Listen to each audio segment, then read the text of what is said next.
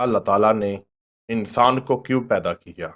حالانکہ انسان کی تخلیق سے پہلے جن، حیوانات یعنی فرشتے بھی اس دنیا میں موجود تھے اور وہ اللہ تعالیٰ کی عبادت کرتے تھے۔ اللہ کے پیارے نبی حضرت عیسیٰ علیہ السلام کی والدہ کی وفات کیسے ہوئی؟ ان سب سوالوں کے جواب آج ہم قرآن اور حدیث کی روشنی میں جاننے کی کوشش کریں گے۔ اللہ تعالیٰ نے اعلان کر دیا، فرشتوں کو اکٹھا کیا کہ میں ایک مخلوق بنانے جا رہا ہوں۔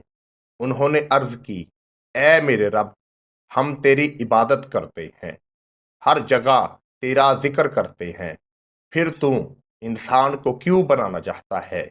اللہ تعالیٰ نے فرمایا، فرشتوں، جو میں جانتا ہوں وہ تم نہیں جانتے۔ پھر اللہ تعالیٰ نے حضرت اسرائیل علیہ السلام کو حکم دیا کہ زمین پر جاؤ اور وہاں سے مٹی اٹھا کر لاؤ۔ حضرت اسرائیل علیہ السلام گئے اور وہاں سے مٹی اٹھا کر لے آئے۔ پھر اللہ تعالیٰ نے انسان کو تخلیق کیا اور انسان وجود میں آ گیا، یعنی حضرت آدم علیہ السلام کو پیدا کیا گیا۔ فرشتوں نے کہا، اے میرے رب، تو انسان کو کیوں بنانا چاہتا ہے؟ اللہ تعالیٰ نے فرمایا، تم تو صرف میری عبادت کرتے ہو، اور وہ ایسی مخلوق ہوگی جو گناہ بھی کرے گی اور مجھ سے معافی بھی طلب کرے گی۔ ان کو اتنے اتنے بڑے رنج دے دوں گا جو تم برداشت نہیں کر سکو گے۔ لَقَدْ خَلَقْنَا الْإِنسَانَ فِي أَحْسَنِ تَقْوِيمٍ، بے شک ہم نے انسان کو اچھی صورت میں پیدا کیا۔ ارشاد باری تعالیٰ ہے کہ ہم انسان کو چاہتے تو جانور کی شکل بھی دے سکتے تھے۔ ہم نے انسان کو عقل اور تحفیم پیدا کی اور اس کو خوبصورت چہرے سے نوازا، اور یہاں تک کہ اس کو تمام دنیا اور آخرت کا علم بھی عطا کر دیا، اور انسان کو اشرف المخلوقات بنا کر بھیجا۔ پھر ہم نے اس کو زبان، ہاتھ، پاؤں یعنی جسم کے وہ حصے عطا فرمائے کہ یہ جن سے کھانا کھا سکے، جن سے یہ کام کر سکے اور اپنے رب کی عبادت کر سکے اور اپنے رب کا شکر ادا کر سکے۔ پھر ہم نے اس انسان کے لیے زمین و آسمان کو بنایا، یہاں تک کہ دریا، سمندر، پہاڑوں کو تخلیق کیا۔ مگر اے نادان انسان، تو پھر بھی اپنے رب کی رحمتوں کو کیوں بھول گیا؟ ارشاد باری تعالیٰ ہے، یا ایھا الناس اتقوا ربکم خلقکم من نفس واحدۃ ومنہا، اے لوگو، اپنے رب سے ڈرو جس نے تمہیں ایک جان سے پیدا کیا اور اسی میں سے ایک جوڑا پیدا کیا، اور اس میں سے بے شمار انسانوں کو تخلیق کیا، یعنی مردوں کو پیدا کیا اور پوری دنیا میں پھیلا دیا۔ پھر اللہ تعالیٰ نے فرشتوں سے کہا کہ جو میں جانتا ہوں وہ تم نہیں جانتے، اور اللہ تعالیٰ نے انسان کی تخلیق کی۔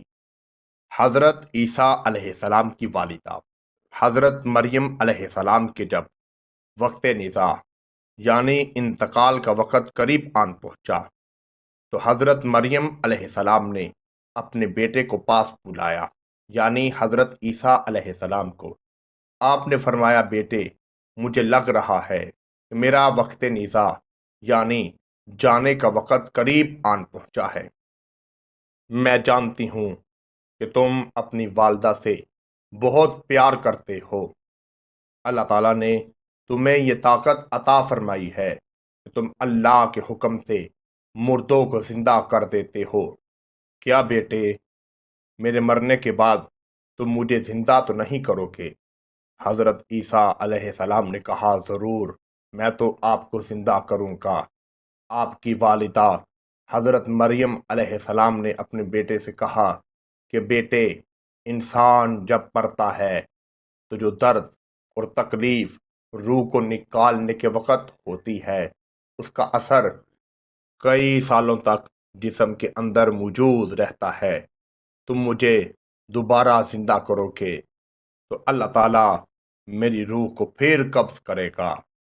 جب ایک بار روح قبض کرنے کی تکلیف اتنی ہے کہ اس کی کرواہٹ کئی سو سال تک انسان کے جسم میں موجود رہتی ہے، تو دوبارہ جب حضرت اسرائیل علیہ السلام تمہاری والدہ کی روح کو قبض کریں گے تو تمہاری ماں اس درد کو برداشت نہ کر سکے گی۔ وہ مریم علیہ السلام جو اللہ کی نیک بندی تھی، اللہ تعالیٰ نے بغیر کسی شوہر کے انہیں حضرت عیسیٰ علیہ السلام کو عطا فرمایا، یعنی نبی کی والدہ۔ اگر موت کی کرواہٹ کو وہ محسوس کرتی ہیں تو پھر عام انسان کا کیا عالم ہوگا۔ حضرت علی رضی اللہ تعالی عنہ ایک قبرستان سے گزر رہے تھے، آپ نے اللہ کے حکم سے ایک مردے کو زندہ کیا اور اس سے پوچھا کہ تیری موت کیسے واقع ہوئی۔ وہ کہنے لگا، اے شیر خدا رضی اللہ تعالی عنہ، مجھے آپ اور کوئی سوال پوچھ سکتے ہیں مگر وہ موت کی کرواہٹ۔ حضرت اسرائیل علیہ السلام نے جب میری روح کو نکال دی اس وقت کے بارے میں آپ نہ پوچھئے۔ اس نے کہا کہ اگر کوئی انسان چھری یا چاقو لے کر انسان کے پاؤں کو کاٹنا شروع کرے، یعنی کہ ایک انگلی کاٹے اور آہستہ آہستہ انسان کا تھوڑا تھوڑا گوشت کاٹتا ہوا اوپر تک پہنچ جائے، اس کی تکلیف اس سے بھی زیادہ ہے۔ اسی لیے تو اللہ تعالیٰ نے ارشاد فرمایا کہ اے بندے، تیرا رب تجھ سے بہت پیار کرتا ہے، ہر چیز اس نے تجھ کو عطا فرما دی، دنیا میں تیری زندگی ہے، جیسے تو اعمال کرے گا ویسا بدلہ تجھے عطا کر دیا جائے گا، یعنی کل قیامت کے دن تیرے ساتھ ایسا ہی سلوک کیا جائے گا۔ مگر یہ نادان انسان کون سی غلط فہمی میں چل رہا ہے، وہ تو ہر وقت صبح ہوتی ہے تو اعلان کرتا ہے کہ تو نے ایک دن میری طرف لوٹ کے آنا ہے، شام ہوتی ہے تو وہ پھر اعلان کرتا ہے، مگر یہ انسان اپنے رب کو بھول کر دنیا کے کاموں میں مصروف ہے۔ وہ تو بار بار پکارتا ہے، ان بطش ربی لشدید، میرا عذاب بہت شدید ہے۔